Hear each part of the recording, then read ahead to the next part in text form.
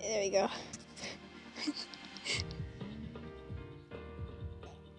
You know what? No, never mind. We're not doing that. Um,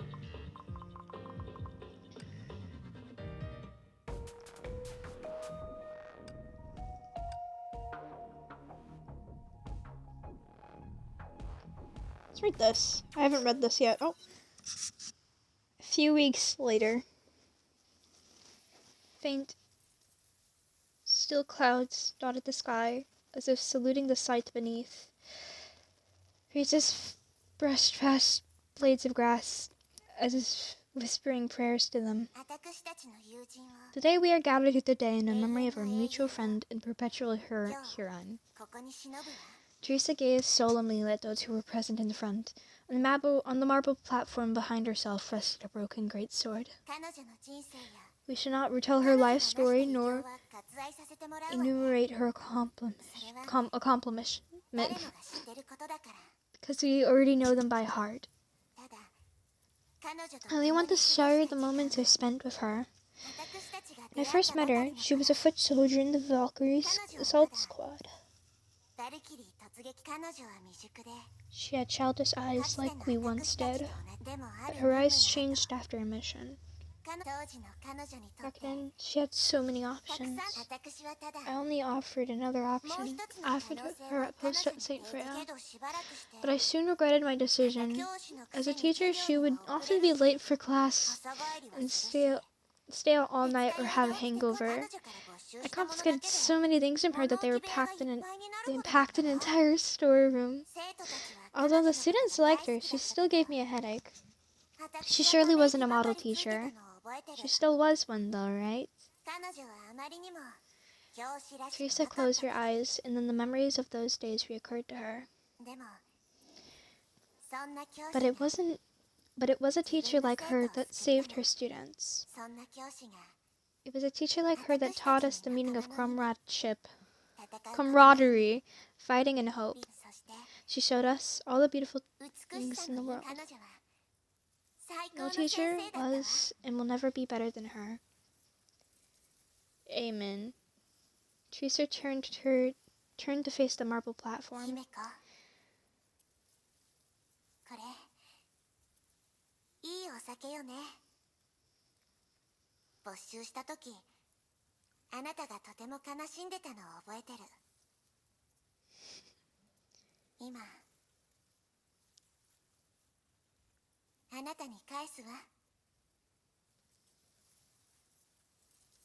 That's been there the entire time.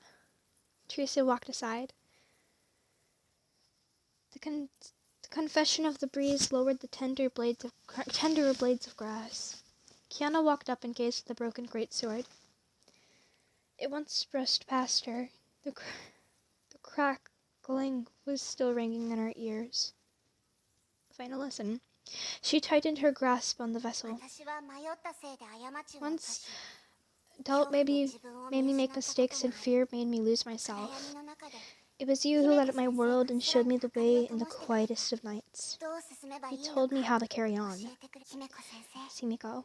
The sky you left was clear as ever. We will firmly follow the path you opened. That's the serum, now emptied, as her great sacrifice. Breeze have stopped praying. Silence settled over. They walked up one by one to make their memories on the marble.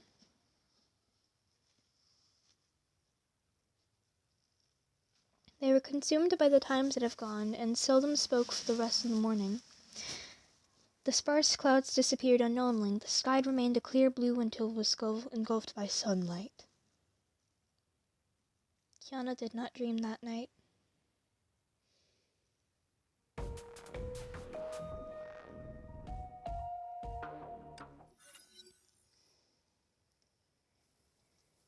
May looked up into the sky. Oh, she's here. The stars were unusually bright that night, adorning the sky like frozen tears.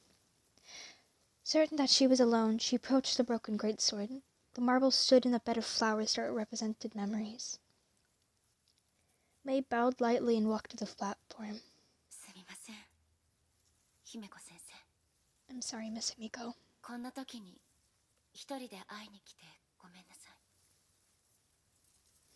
It's perfectly fine. I think she'd still appreciate it, May. I'm sorry to have come to you by myself at a time like this. May stood silently for a moment, as if weighing her words. She had many things to say, but felt that doing so would deprive them of their meaning.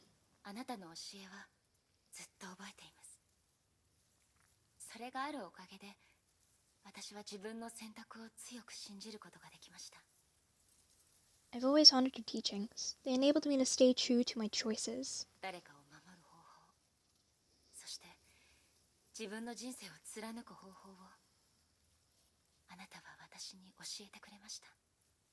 You told me how to protect one another, and follow through my life.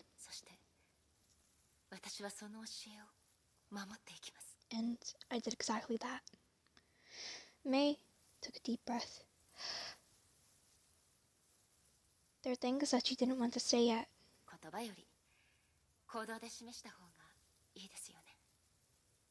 But action speaks louder than words. She placed a bouquet on the marble.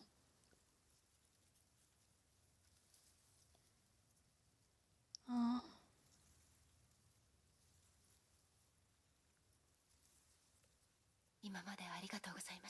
Thank you, Miss Himiko. Oh, oops. It's an honor to be your student.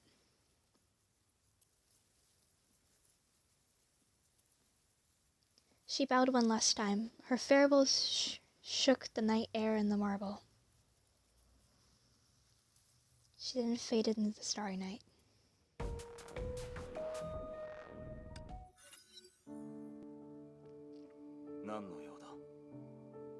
What is it? Seeing that May has come to him, the man sitting on the stone bench broke the silence. She appeared to have changed greatly since they last met. He knew she would come to him. The Hersher of Dominance was exterminated, she said. I know. Its core went missing.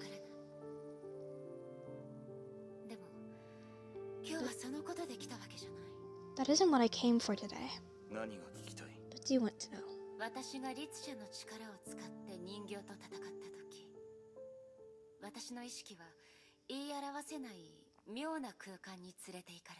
When my Hersher power clashed with the puppets, my consciousness was taken to an odd space. It ought to be the source of Hersher power. I sensed an unbounded consciousness enveloping it. That consciousness tried to drill something into my head, but its attempt was thwarted by Eman waves and flowing from my body. Kevin, this confuses me. That will is supposedly the god of Honkai. Would it truly lose its control over it if it's executed for this reason? The man didn't expect her to ask such a question. Since when had she perceived it to such an extent? As the last hero of a previous era who fought till this day, you're bound to know something. May looked Kevin in the eye. How many more secrets are you keeping from my generation? The man remained silent. He was pondering. I want an answer. Now. Of course. He made a decision. You're now eligible. The man raised his hand to point in a direction. A lightless corridor meandered out from the corner of the sacrificial ground. At the end of that darkness lay the beginning of the world. Eligible to seek the answer. May didn't know how long she walked. She was still surrounded by darkness. It seemed as if the corridor stretched on and on until it reached another space. She felt something in the boundless darkness. Kevin. Ellie, aren't you a troublemaker? So that ties into